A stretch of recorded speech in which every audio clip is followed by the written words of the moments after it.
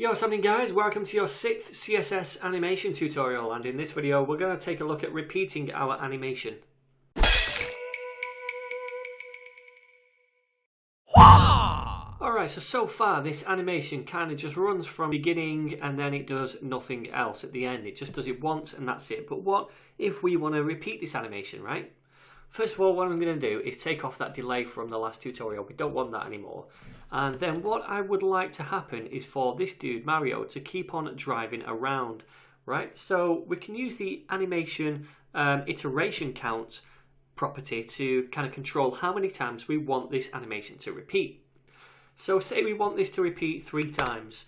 I could say animation hyphen iteration hyphen count, and then we could set that to 3, and that is going to basically tell this dude to repeat the animation 3 times over. So let's just take a quick look at that.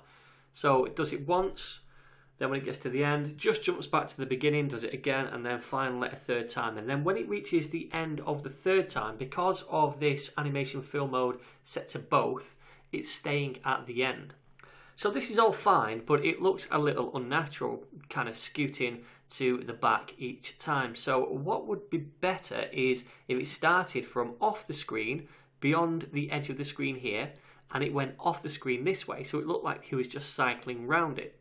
So what we can do is set a beginning point of minus 100 pixels for the translate X, so that's going to bring it back 100 pixels. In fact, we'll set it to minus 200, make sure it's all off. And then let's set this to be about 1000 so it goes off the screen this way as well. So if we save this now, we're going to see it go all the way to the end, and then it'll jump back to the beginning off the screen and carry on through. So now it just looks like it's cycling over and over, which is pretty cool. But then when it gets to the 3rd time, he's just staying off screen. He's had enough and he don't want to go around anymore. But we want to make him into a Duracell Mario. We want him to keep on going around over and over and over until the end of time.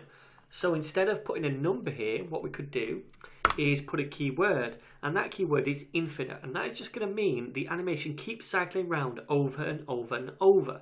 It never stops. So if we put that there and then save this, then you're going to notice this dude is just going to keep on going and going and going, and he's never going to run out of petrol. He's just going to keep cycling around. So that's pretty cool. So that's how we can repeat animations, and it's especially useful for situations like this where you just want them to go off the page and then back on the page and kind of just cycle through some kind of animation in the background. All right. So if you have any questions whatsoever, obviously feel free to post those down below.